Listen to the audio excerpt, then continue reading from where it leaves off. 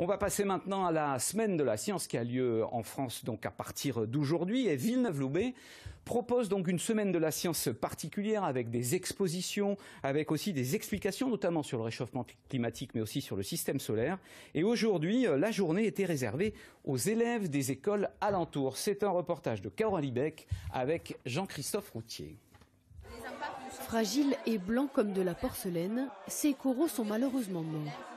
Les micro-algues, est-ce qu'elles sont vivantes ou pas les micro-algues?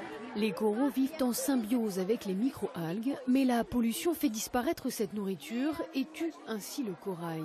Petits ambassadeurs, les élèves sont très sensibles. Je suis déjà allée voir des coraux, je suis allée faire de la plongée sous-marine et j'en ai vu plein. Alors tu comprends l'importance des coraux? Oui. Justement, à quoi ça sert? Je ne sais pas vraiment comment le dire, mais il ne faut pas les tuer. Parce que c'est des êtres vivants aussi, eux aussi. Ils sont très intéressés. En fait, c'est un grand plaisir de participer à la fête de la science parce que c'est au niveau du jeune qu'il faut intervenir. Parce qu'ils sont plus sensibles, on est plus sensible quand on est jeune. Ici, des élèves de CE2 découvrent les objets connectés et l'intelligence artificielle. Il a tellement peur qu'il pleure, vous l'entendez là? Il ne peut plus s'échapper et du coup il pleure.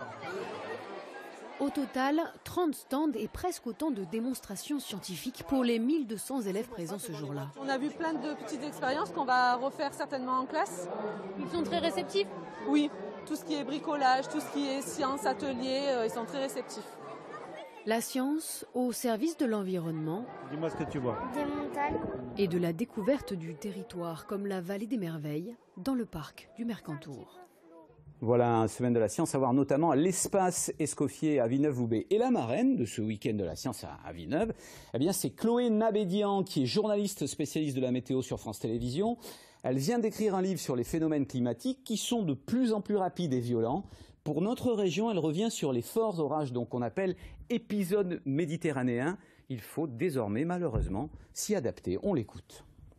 Il y a des choses qui existent, notamment pour les épisodes méditerranéens, pour se prémunir de ces phénomènes-là. Par exemple, construire des bâtiments avec des parkings sur des étages au lieu de faire ça en rez-de-chaussée. Pareil pour les maisons de retraite, ne rien mettre en rez-de-chaussée et plutôt faire ces moments de vie au premier étage. Donc il y a des solutions qui existent, notamment liées à l'architecture, au travail sur l'urbanisme aussi qui est très important pour ces régions-là.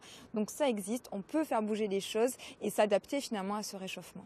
Donc c'est faire avec le changement climatique, s'adapter au changement climatique. En fait, on n'a plus le choix aujourd'hui. Le réchauffement est tel, l'emballement est tellement présent qu'aujourd'hui, on ne pourra pas faire en sorte de ne pas s'y adapter. Toutes les émissions de gaz à effet de serre ne sont pas encore émises, donc on peut limiter à 2 degrés et non pas s'emballer jusqu'à 7 degrés. Ça a été le résultat du dernier rapport dans la vision la plus pessimiste et c'est surtout sur ça qu'il faut alerter. À 2 degrés, on peut encore s'adapter.